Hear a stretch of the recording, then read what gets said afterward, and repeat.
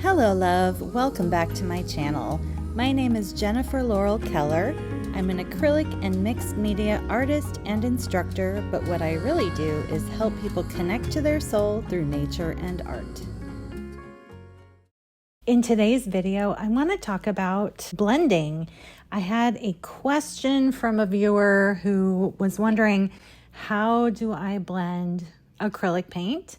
So I wanted to answer that for her and also all of you. So I actually don't blend a lot in the sense where I'm smoothing colors into each other. Oftentimes I mix on the palette and put similar colors next to each other in a painting. But I thought I would go through the ways that I'm aware that you can blend paint. And I'll show you ones that I'm not so fond of and methods that I use a lot. So let's get into it. I'm going to do this lesson on mixed media paper, and because mixed media paper is very absorbent, I'm going to gesso the paper first, and these are just going to be really quick, easy studies or experiments. So if I were doing a finished piece, I would gesso this paper maybe twice and get a good undercoat of acrylic paint on there as well so that I build up lots of layers. And I want you to be aware that you can really get a lot of opacity and some rich blending with lots and lots of layers. So what you see me do in this lesson is going to be kind of thin painting. So just imagine if you used a few of these techniques together. So I'm going to put out ultramarine blue, cadmium red medium hue, cadmium yellow medium hue. And first we're going to get into wet mixing, which is all done on the paper.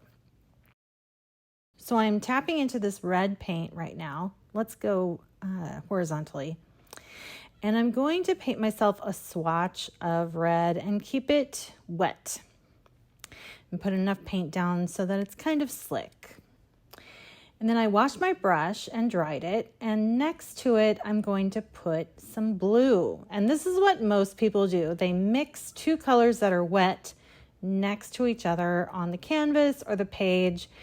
And I actually don't like this method. So I introduced this first because it's a common mistake that people make.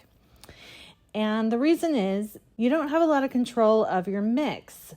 And some pigments are stronger than others. So I'm going to show you some better ways to do this. And you can see that the blue is so dominant, it's such a strong pigment that it really dominated the red, and everything looks pretty blue, and even the purple is on the blue side. Okay, next we're going to do wet into wet gradually. So instead of having this big jump, we're going to do small jumps. And this is what I like to do a lot of the time in my landscapes. So what I'm going to do is paint a swatch of yellow, and then I'm going to tip the corner of my brush into that blue paint. And then I'm going to apply that down, blue first, and then push the yellow that's still in my brush into that blue paint, and then move it towards the yellow, and it's going to incrementally get more green because yellow and blue make green, and darker. So we're seeing the transition gradually develop as I bring more and more blue into this mix. And I like to start with yellow because it's a lighter color. If we started with the blue, we'd be mixing yellow in huge amounts because the blue is more of a powerful pigment. So getting to know your pigments is really important.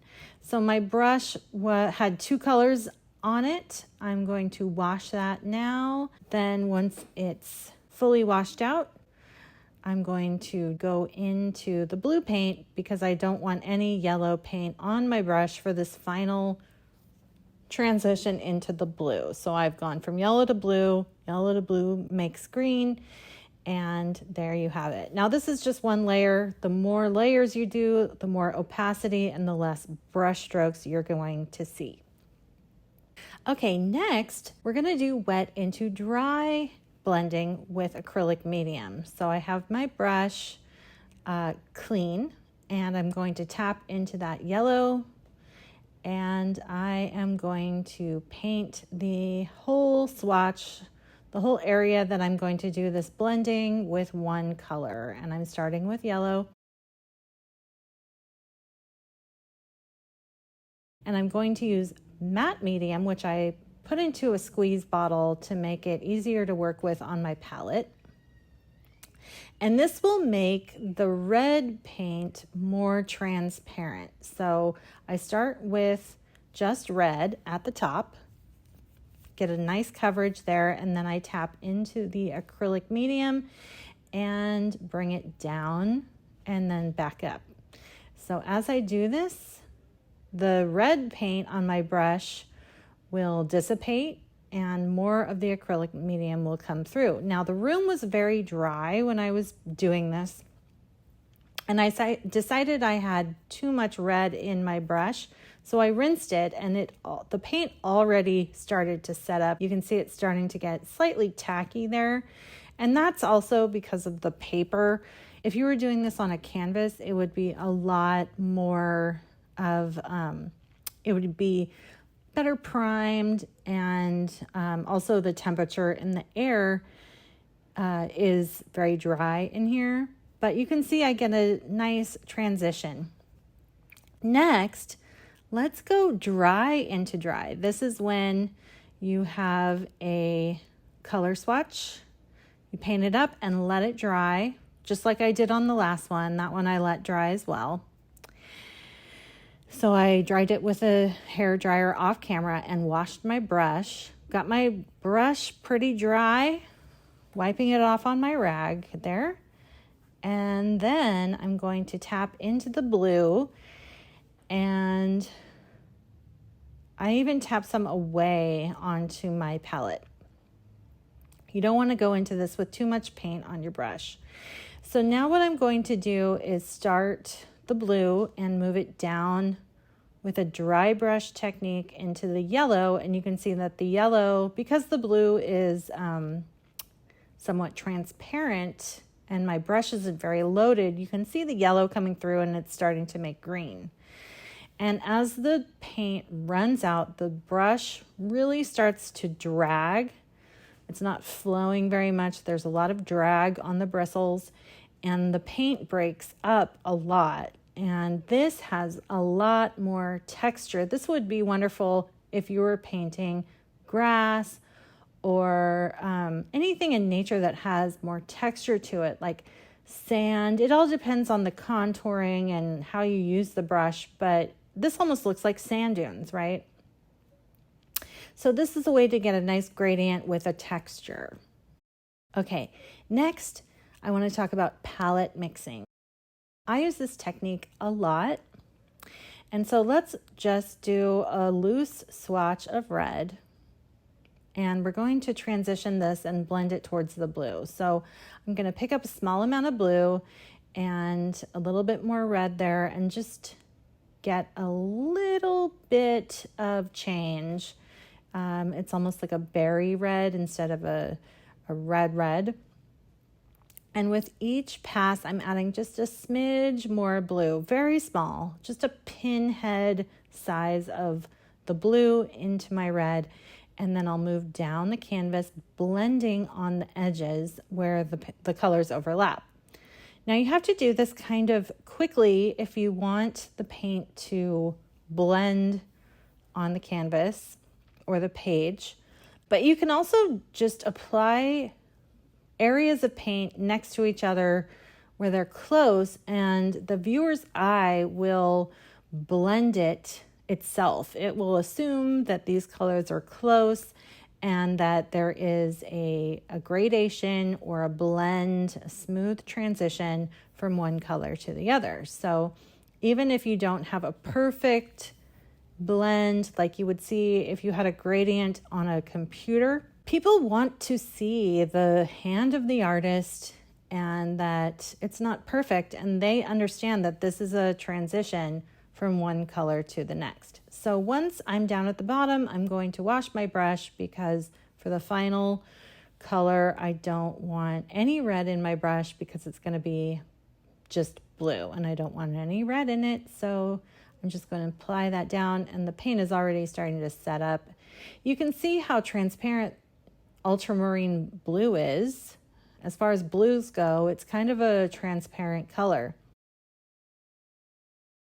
Okay, next we have multiple coats. If you want fewer brush strokes, and I apologize, this got a little bit cut off for about 10 seconds, but I promise the full page will be back on the screen soon. So just like I did before, I'm mixing on the palette, and I'm bringing in similar colors over the top of the previous blending. And you can see that some of the brush strokes before were very harsh, and now we're smoothing them out. And the more layering you do, the more opaque the paint will be. Just like if you're painting your house at home, you do a couple coats. And there we have the page back. Sorry about that.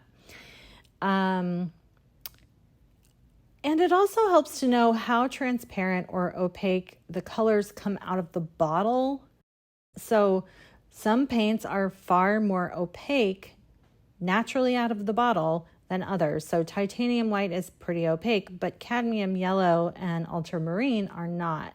So you can always add a little bit of white, and I'll get to that later, but I'm just going over these areas once again to get more coverage, and it becomes a lot more smooth.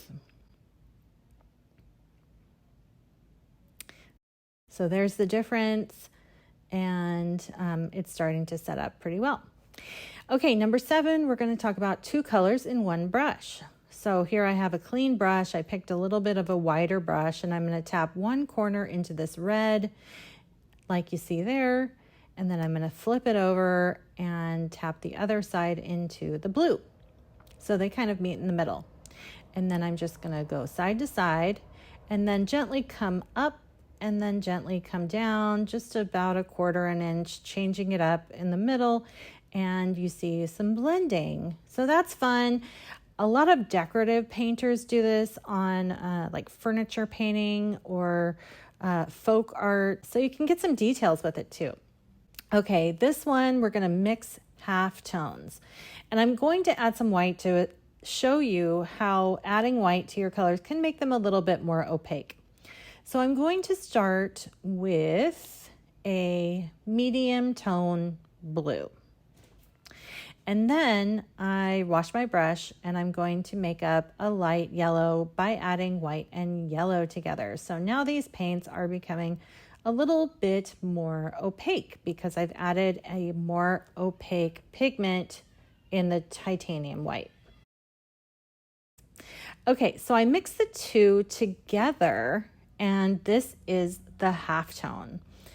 Except I needed more paint, so I'm going to mix up a similar color to that halftone just by adding the yellow, blue, and white all together in the right combination to get something similar, but it is the combination of the light yellow and the light blue together, and well, they're more medium tones, and that is the halftone. And then you can also do it again, so you can take that halftone and mix it with the light yellow, for instance, and then you have another halftone between those two colors. So you can keep going with this, mixing 2 areas on the palette instead of on the page, and putting the color that is in between the two over the border between them. Okay, last but not least, we are going to talk about blending with texture. We did this a little bit in the dry brush, going dry into dry, but here I have this color on my brush already, and I'm blurring the lines with more of a choppy brush stroke, so I'm creating texture in between the colors. And I do this a lot with water. And maybe I'll put an image up on the screen now of a painting that I have in mind. So I can mix the halftones and then blur the line with this brush stroke that is breaking up the two colors, and it will give the impression that there is a texture on the surface of whatever you are painting, but also a blending. You see this on sand, you see it in clouds, you see it on trees, you see it all over the place.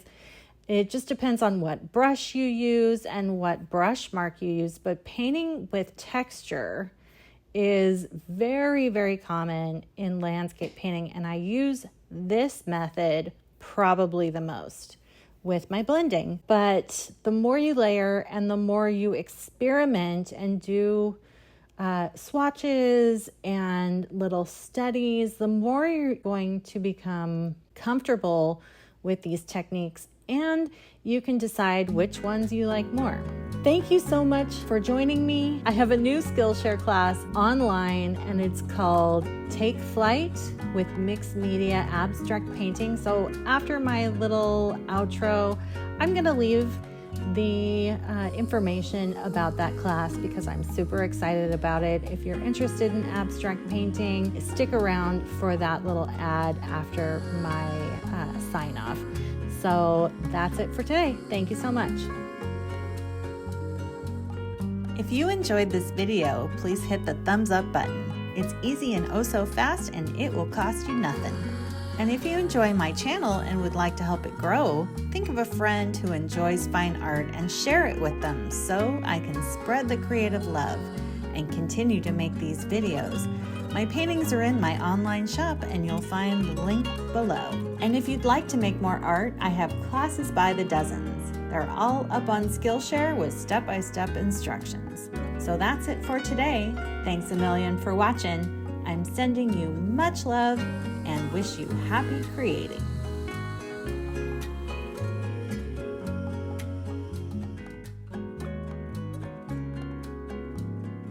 The freedom of art is a beautiful thing. We have the power to create anything we want on the canvas. We can set down our cares and worries and fully take flight. Before I started abstract painting, I thought it would be the easiest genre of art to make because you don't have to make the painting look like anything realistic. But oh goodness, was I wrong, because along with great freedom comes the great unknown. Once we lift off from our comfort zone, it's tricky to know what to do next. In this class, Take Flight with Mixed Media Abstract Painting, you will learn easy painting techniques and unlock the mindset that will level up your confidence. In these step-by-step lessons, you'll discover how to loosen up with a colorful underpainting, create an easy composition with movement and intrigue, pop colors to attract the eye of your audience, collage with unique accents that will peek through the composition, grunge it up just a bit so that your artwork doesn't look too precious, embellish your work to add personality while editing it down so that it's not too busy, go deeper and stick with the process until the painting is finished, and in the end, I share a quick bonus bling lesson about adding a touch of shimmer to the work if that's your thing. I'll also demonstrate easy color mixing, contrast, texture, brushwork, and layering techniques so that you can have fun and get in the flow. This class is right for you if you're interested in acrylic painting and mixed media, and you're curious about how freeing abstract painting can be. Or maybe you've tried abstracts and they turned out flat and awkward because you weren't sure how to capture the right colors and light. So if you love playing with rich colors, gorgeous papers, and want to incorporate more mark making into your art, now is your chance. I hope to see you in class.